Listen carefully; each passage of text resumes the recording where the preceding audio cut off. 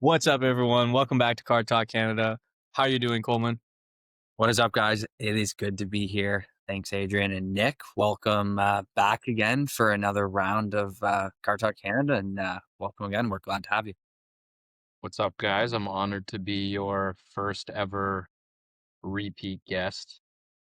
That means that the first episode was probably a big hit with me in it. What can The I fans, say? the fans That wanted you back. The fans wanted the you back. the Montreal market, man. I figured I'd wear the away jersey today, switch it up. So hope you enjoy. And I'm on the road this week. I'm on vacation, traveling for work, a little bit of both for the next while. But you guys this past weekend had the Hogtown Card Show.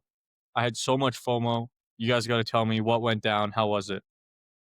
Yeah, that the Hogtown Card Show this weekend. It was in Markham at the Hilton Hotel, and it was a first time show there, and it was an absolutely amazing show. There were tons of people that came through the door. There was lots of great sales, lots of great movement throughout the place, and lots of great buzz. Nick, you were more kind of walking the floor, seeing what was out there. What did you think and what did you find overall? Because I know at the table there was tons of people, there was lots of sales, lots of people looking to trade, lots of people looking to sell their stuff. So overall, I thought it was a really great day. It Nick, was able to pick up lots for yourself. Yeah, it was unreal walking the floor. Like I've been setting up at a good amount of shows recently, vending, but this was the first one where I was like, okay, I'm gonna go brave it out there in the aisles. So I brought some cards with me to trade, and a good. I picked up a couple of Gretzky autos with like some game used jersey pieces in them that I was really happy with. I got those in trade. I bought a Wayne Gretzky rookie in a PSA 2, an Opishi. Like you can't go wrong with that. And then a couple of other deals. But no, the venue was unreal. Like it was a big, huge space, a ton of room in between the tables. Uh, Air conditioned, which was awesome. There was free Mm, coffee and water outside. for sure. And even though we were in Markham, the entire show wasn't Pokemon. There was actually some hockey there, so There was it actually checked all the boxes for me. There was actually a really good split between what I felt was sports variety as well as TCG, which I find at most shows you go to now, it's more like an 80-20 split, give or take. But I feel like at this show, there was more of that selection and variety. We were even seeing with a bunch of like PSA orders, there was a lot more sports than normal at shows. Even with Slab Shark submissions, there was a lot more sports submissions, which was always great. But overall, the show was just busy, and it seems like the hobby's in a great place where people are wanting to put money into it and wanting to kind of be involved and get involved with. There were lots of people who seemed to be their first show. Who I talked to, I talked to many people who said that this is their first time attending a show, or that it was great to see just new people around and new people in the hobby. Um, I know, Adrian, you missed it, but you have been, as you said, traveling kind of across Canada for work, but you're able to do a little bit of stopping for you and kind of for your hobby. I don't know if you have any stories or kind of some of your pickups. I know you picked up a couple of things throughout your travels so far. Yeah, there's one lot in Sault Ste. Marie that we just closed on the deal after I'd driven through there, so that one's getting shipped to Nick this week, while I'm out of town. But Very then nice. on the Sunday when you guys were all at the card show, my FOMO was at an all-time high that I had to get a deal done. And so I closed on a deal for a big lot of some Cup RPAs, and I'm very excited to bring those back and enjoy those with the boys because we got some really nice patches. That was a good one. Um, and I'm hoping to pick up a few more actually before I come home. Just being out here and seeing what's out there. Doing some Facebook Marketplace shopping. I have to try and make the drive up to Overtime. It's in the northern part of Calgary, but I hear they're pretty good.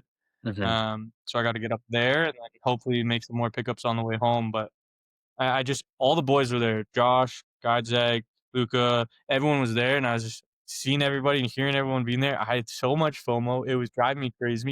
Like, what was your trend favorite deal of the show? What was your favorite deal of the show? We'll start with you, Coleman. Think it I'm not I'm going to talk about one of my favorite deals of the show that was not done through me, but I just thought it was an overall great deal. So it was just about the middle of the day, and I think you guys should know Matt Little is his name.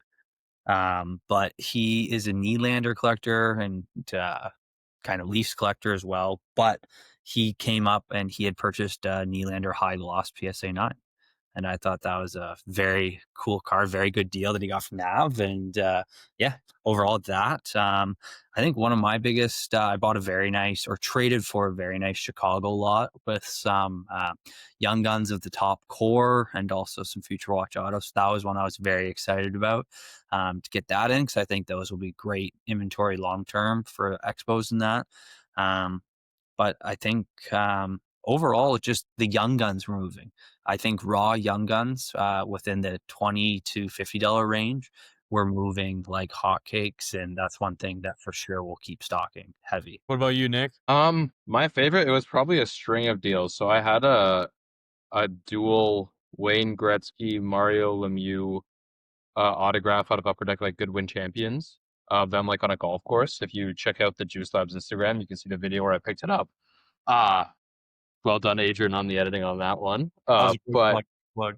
yeah, so I traded that away to a hobby shop called Relic. So they set up at a lot of the local shows, and they also got a store up in like the north end of Toronto.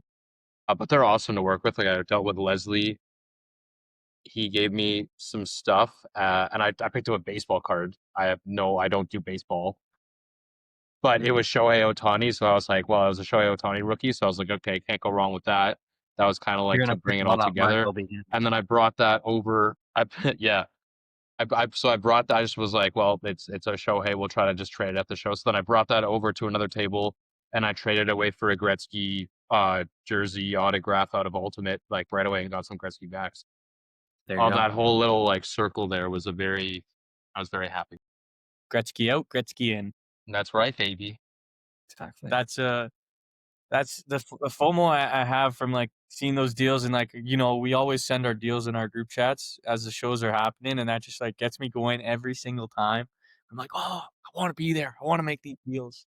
We missed you. We missed you. I gave you a call a couple of times, I know, at the beginning of the show and then afterwards to give you the rundown, but I missed Well, it's having my also boy there to come up and it's also nice when we have Adrian's cards me a in our nice yank. showcase and we're trying to contact him about what he wants for them, and you know he's halfway across the country and this guy's offering, but you know it was meant to just stay in the showcase, which is fine. But you know there's many different things that can go wrong that way, but that's okay. Yeah, for sure. Walkie-talkies next time. Yeah, Yeah, that's one Just thing. make sure they've got like unlimited range. That's one thing I want to ask the people out there. We'll run a poll, we'll clip this, and we'll get a poll out there about, do you guys think walkie-talkies for Toronto Expo is a good idea for, you know, when you're wandering and cell service isn't always best. It's hard to be always on your phone. I think walkie-talkies with a little earpiece would be great, especially for us when we're moving around and we need to communicate with each other. I don't know.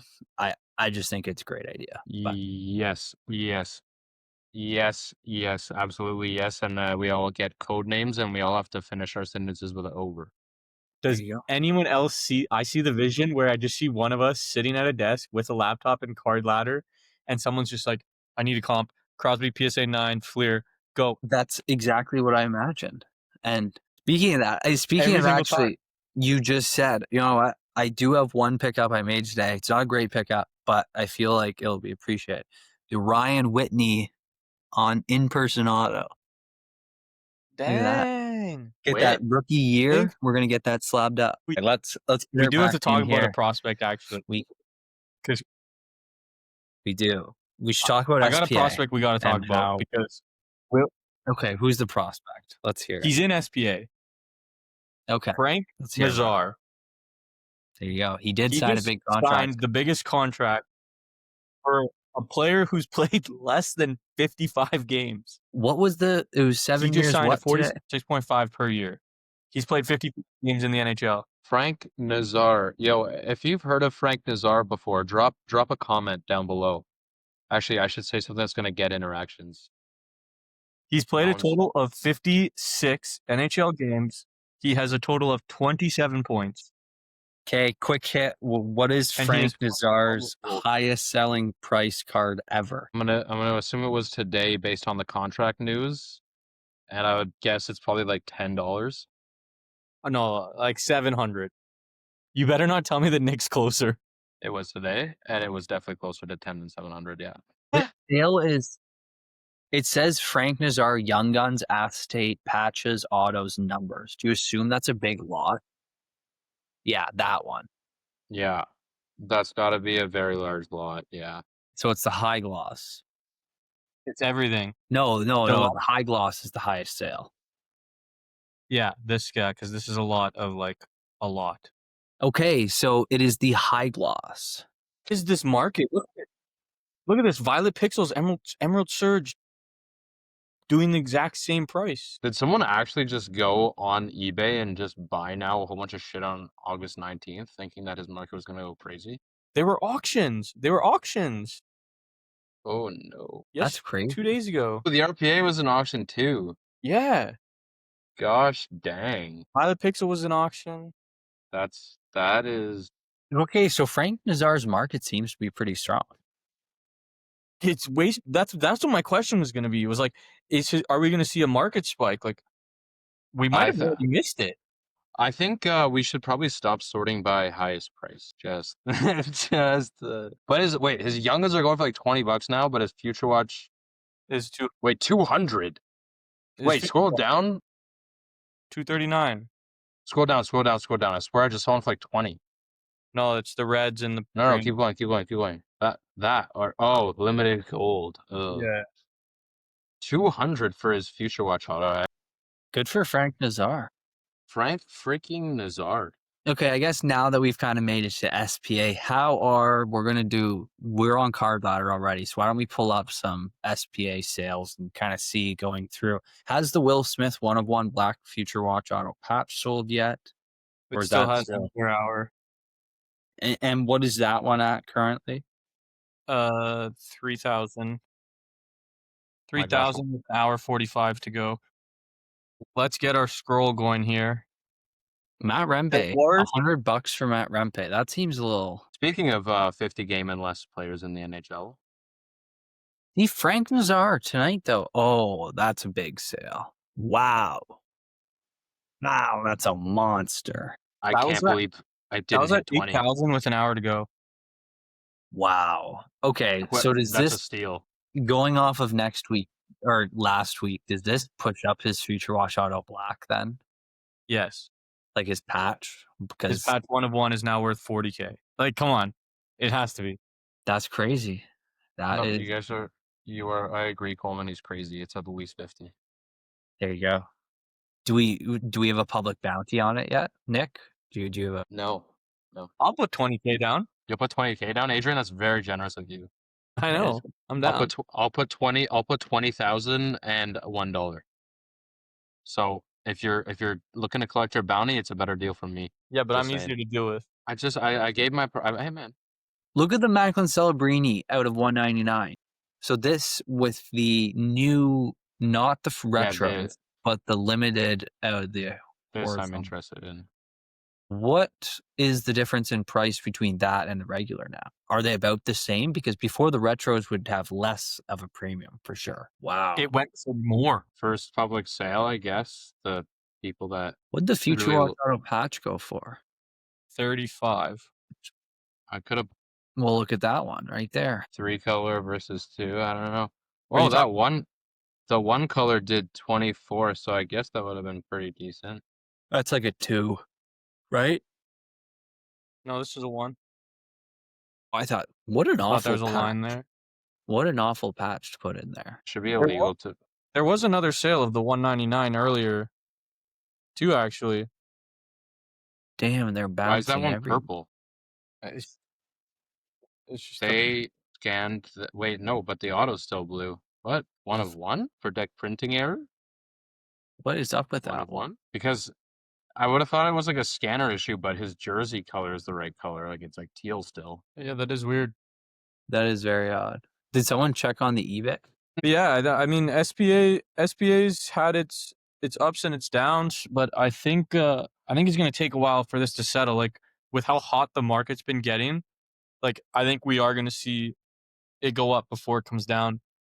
Um, with a lot of Well, cards from I think in SPA. certain players for sure. I think there are some players who are still continuing to drop more the lower end players, but I think the guys who have the hype and who kind of have the had a good last season and kind of have a lot of momentum going into this season, I feel like you could even see if they come out to a very hot start, their prices could rise a bit at the beginning of the season. Um, and I don't know, is there one of them, Nick, minus Lane Hudson for you? Is there one of them that you guys would pick up currently going into September, October, looking at the season ahead? Um, well, I'll preface this with a story from last year. So I remember before the beginning of last season, I had bought a whack ton of Dylan Gunther cards as requested and heavily suggested by friends of mine. So I took their advice. I had never really like watched him play much, but picked up some Dylan Gunther cards and I sold them off before the season started. He started out on like an insane, like I think he scored 3 goals in each of his first 3 games, like or he had like 5 goals in his first 3 games or something. Anyway, his prices like tripled overnight. Um, and I remember how shocked I was how quickly like a player that had been out for a while, how quickly their price could jump. I think it was a factor of it beginning of the season, and everyone was looking for that hot new player. So I'll just say like if you pick the right guy that comes out hot at the beginning of the season, it's definitely worth it. Now, continuing on that, he did eventually cool off. Like the goal streak ended after I think like 3 games, and then he went on to like not score in the next like 15 or something, and then his prices came back down to earth, like higher than where they began, but like they also dropped just as quickly as they were shot up. So if you do pick a player that is you make the right call on. I guess you also kind of have like a little bit of a window where you got to decide, okay, is this guy for real and is he going to keep doing this all year, or should I take back some profits and maybe wait for him to cool his market to cool off a little bit and pick the cards back up later. Um, so yeah, riding that momentum and then just deciding when the right time to like sell in is interesting. Just like yeah, I was shocked by how quickly the market just did move with that. And then if I had to pick a player, not allowed to pick a Montreal Canadian. Mhm. I don't even think I know anyone in the league that's not on the Montreal Canadiens. Okay. Um, I'm gonna go with my boy in Pittsburgh, Rutger McGroarty. Let's Go see on. what he let's see what he can do out there with Sid the Kid. This might be his last season for a full season in Pittsburgh if he decides to go and chase a cup. I think they're gonna Mhm. give him a shot on the power play and give him a really good opportunity. So yeah, maybe Pittsburgh comes out swinging to at least to start off. I don't think they're a playoff team, but let's see what you can do, Rutger. I think Zellweger is going to be a good pickup going into this year. Again, Anaheim, Nick, you want to chirp them and all that, but I think they have a really good young core. I think they have a lot of bright future ahead of them, and I feel like he's going to be a really important piece on that back end for them. And I just think he's going to keep on getting better and better as he plays more and adjusts more to the league, to speed and everything. But he is going to be a very good player, I think. Ballsy picking a defenseman. That is, but I think with the way that the game is going now and the way that Anaheim has to play to be good, they need someone who's going to carry the puck up the ice and going to take control of that. And who are they going to look at? Like, really, right now, they have some good options, but I feel like they need someone to really take that step. And I feel like he could be that guy going in for the next couple of years for sure. Yeah, someone who could play like that Lane Hudson kind of role. Yeah. Maybe a little bit bigger Feel like for, it's he's not that physical, and we can go into that a different day. Doesn't need it. But too many turnovers, tops it up at the blue line. is he You going to should see make his the second Olympic half team? stats. Did he even get invited to camp? Oh, Okay, the Olympic team. Okay, I'll be a little realistic here. We'll just talk about this for like 2 seconds. Being realistic, the Olympic team is probably a little bit too early for him. Like, but I thought he's especially like back. yeah, but with the amount of firepower, with the amount of firepower that they have, they need defensemen who can play really good, big physical defense, and that's what is required at that level. Like, do they want to try him out on the wing? Maybe that's an idea. I think they took Who would you who's replace on that US wing? Who would you replace? what's that Rangers player that just absolutely put up a stinker last year? I drafted him on my fantasy team, and he You're was talking just JT awful. Miller, but they didn't No, take not Miller. Tage Thompson last year, That was a big mistake. Can we right? Like they actually? took We Chris are. Kreider. We're getting into this. Can someone pull up the projected rosters? I have the orientation camp pulled up Do you because want? there's a few that I think could definitely have been like Lane Hudson definitely could have replaced those guys. Okay, we can talk about US first, but is there any surprises? Is there any kind of names that you thought would be on here or shouldn't be on here? The one I'm looking at right now is Shane Pinto on that bottom forwards list right there. I don't know what they're thinking, but I know he has a lot of great potential, but I just feel like where he's at with the Senators right now, I don't know why they would ever pick him or where he could fit into that lineup, to be honest. Hold on, go 3 above him. Frank Nazar got invited. Frank Nazar did get invited, and I did see that. So the hype and the contract, you never know. Maybe he makes Wait it. a minute. Maybe they know something we don't. Slide to the left, too. Clayton Keller is also there. No, Clayton Keller, understandable. For sure. But you think he's good enough to make it? Potentially. I see they're ready to get hurt again with Chris Kreider. That was what I was talking about, by the way. When I see this offensive group, I think it's more important for them to have that defense that Nick talked about. For sure. And they have the goalie category locked up. It's all said and done with Hellebuck, Ottinger. But like to keep up with Canada, they need a real good, steady defense. They do, but you're also not like you couldn't say they couldn't invite him to camp. Like you're saying, Luke Hughes got an invite and Lane Hudson couldn't. Jackson Home got an invite and Lane Hudson didn't. I just feel like there's many, many more. I think Lane Hudson did get an invite, but he said he wasn't worth their time yet. He's too good, right? With that, exactly. With that embarrassing loss to Canada last year. Also, can we give Ottinger a chance? Like Hellebuck has proven to be the least clutch goalie in the entire world. Shout out to his overtime goal or his last second goal allowed against the freaking. Who was that against the Blues? Goodness gracious! Crazy. We can all agree that we think that Joey Decord is going to be the goalie who gets dropped out of these 4. Yeah. Okay. Yeah. And Nick, do you have an opinion on the starter here or anyone? I'm going to go with Ottinger, I think, for starter. And then Hellebuck backup, Swayman third. I second that. Swayman has become the landmark that every goalie wanting a new contract uses now. And they say, well, Swayman got paid $10 million and I'm a heck of a lot better than him. You never want to be that guy. So he's going to be riding some pine. Look, Hellebuck had his chance in the playoffs and with the American team. He didn't get it done. Like, let's give Ottinger a shot. And I'm very happy to see that they got Caulfield out there near the top of the list too, I might add, because like they're starting to. I guess the U.S. is starting to figure it out. Maybe we should take one of the top scorers in the league for our roster. Okay, so if we move on to defensemen here, is there anyone that we can automatically knock off your list here for making the team? Why is Brady Shea there? Isn't he 75 years old? He has only gray hair left. He's one of the oh no, it was Jacobs. Was it? No, it's Jacob Slavin. That's one of the best defensive defensemen that there is. Jacob right Slavin will be on that team. Slavin makes sense. Jake Sanderson will be on that team. Zach Werenski will be on that team. Quinn Hughes, Faber. Do you think Adam Fox gets the call back, or do they do? Whoa! I don't know about Faber. I don't know about you Faber. Don't know about Faber. Really? I don't think Faber's a lock. Charlie McAvoy is more of a lock. Wow. I also don't know about that. I think the bottom 2 are pretty open to whatever gaps looking to fill. You think Luke Hughes has a chance? I think they need big physicality. I would take like Brett Pesce. McDonough would make sense. Hannafin's not very big. I Like thought McAvoy would make sense more than Faber, I think.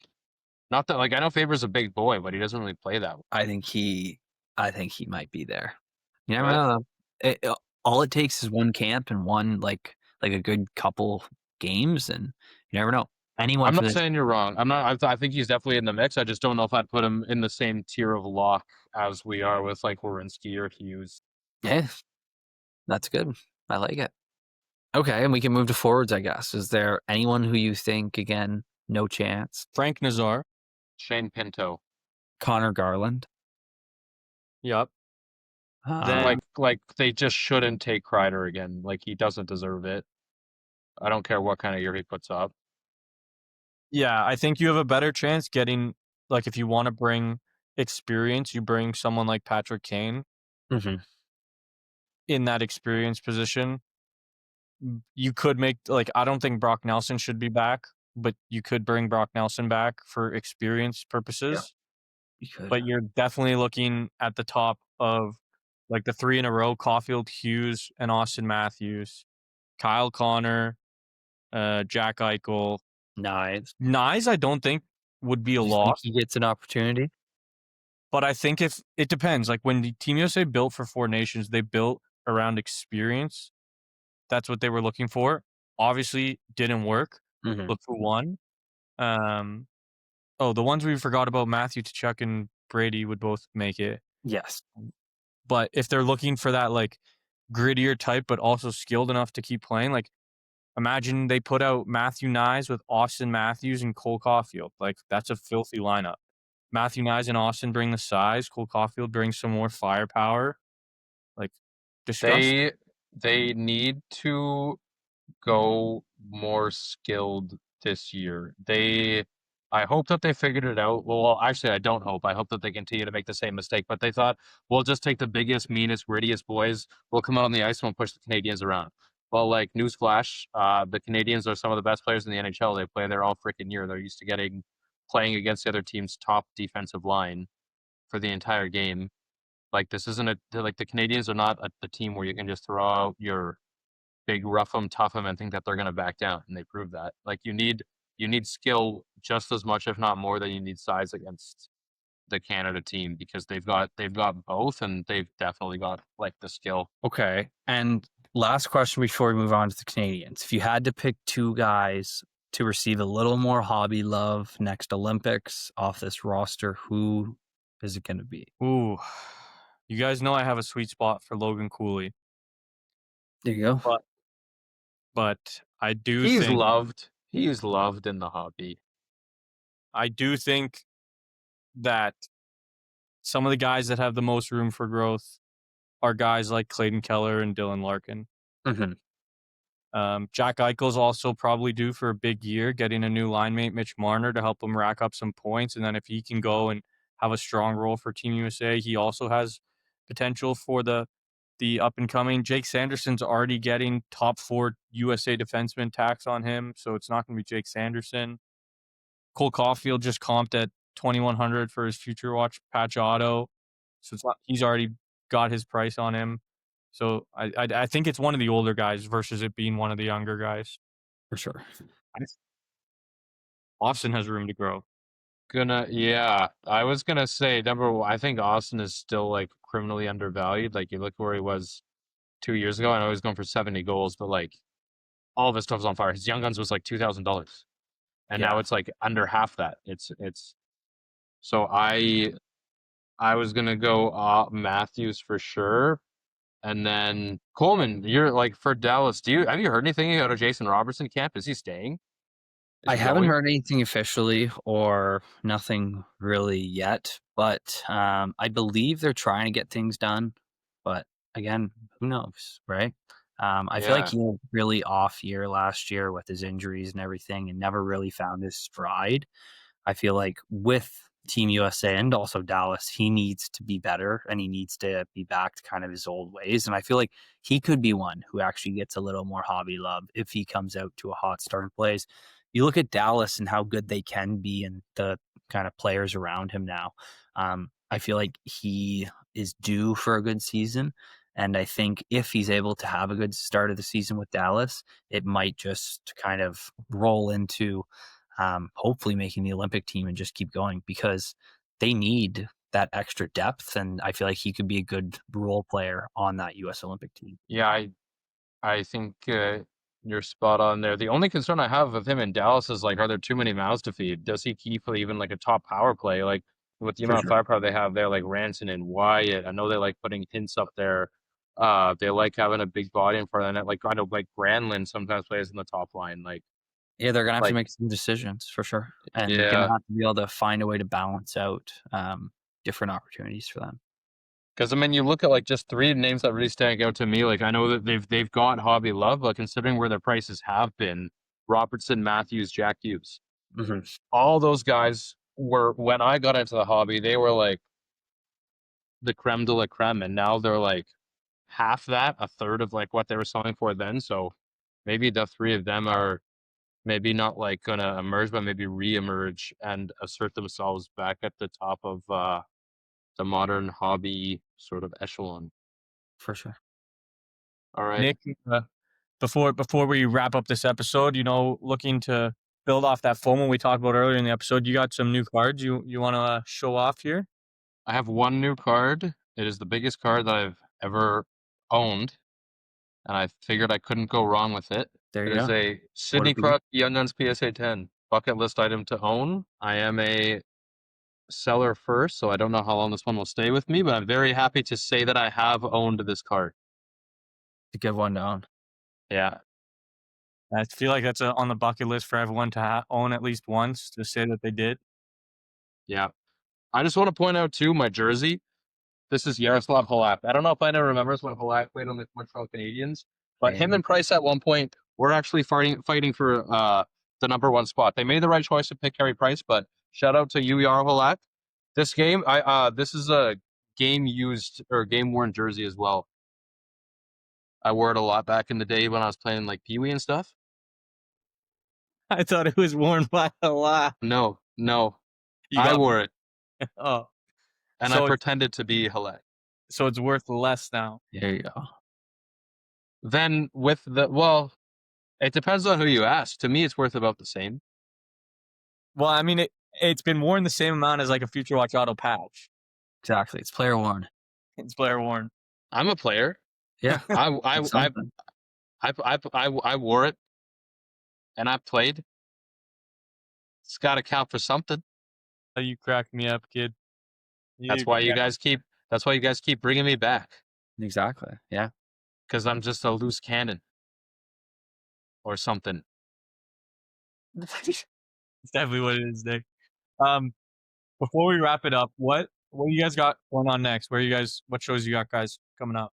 Well, this weekend we will be at the North American Card Exchange, presented by Slab Sharks. That is going to be a great event and should be a super awesome day. We'll all be there set up. We'll have a huge setup. I think over 14 showcases of full inventory for everyone, mix of all sports, mainly hockey, football, basketball, Pokemon, mixture of everything. So come on by and we'll be there ready to buy, sell, and trade, both cash ready if you want to sell stuff, and it'll be a good day overall. So I know I'm excited to see you, Nick and Adrian. Too bad you're missing it, but I know you're going to be having some adventures out in that side of the world. The FOMO is gonna be so real again. He'll be there in spirit and he'll be there in cards as well. Adrian, I'm gonna bring all your cards and set them up because I have none left other than that Crosby. My showcase is gonna have one card in it, and it'll just be Sid. That's That's all. good. Yeah, Any but I shows need more. Any shows the long weekend or taking the long weekend off? Long weekend off for me. Nick, what about you? That sounds like a girlfriend commitment weekend. So I'm gonna also say long weekend off. Maybe I squeeze one in at some point on the way to or from. Yeah, there you go. So looking ahead, I guess September for us, or for me at least, we have the Ottawa Card Show, and then looking forward to Vancouver, Van City as well. That should be a really good show as well that we're looking forward to getting on the west coast of Canada and having a show there. Sweet. You did you do the last Man No, City one as well? no, this will be No? the first time out in the at for the Van City show, and it should be great. Put on by all the guys out there. I know how hard they work and how much they do to make sure it's a great show, and it's supposed to be. It's going to be massive, and I've heard great things about it. So super excited to get out there, and it'll be an experience flying with all of the inventory and signage and everything. But that'll be fun, and it'll be a new experience. I've heard great things about Van City and the card show, Mhm. and I've watched some videos, like some content from it, and it looks like an absolute blast. So I'm sure you'll have a fantastic time out there. Yeah, Juice has to figure out our business schedules so we can come on one of these trips with you. Ontario Card Corner's got it on lock with all these trips. We gotta sort it out over here. You guys should. You guys should join. We gotta upscale. We gotta scale up. Yeah, never stop growing. But Yep. that wraps it up for us here. As always, follow us on all our social media platforms: Card Talk Canada, Ontario's Card Corner, and Juice Labs. Um, we will see you all next time. Thank you Ciao, guys. ciao. Thanks for having me. Go Habs, go.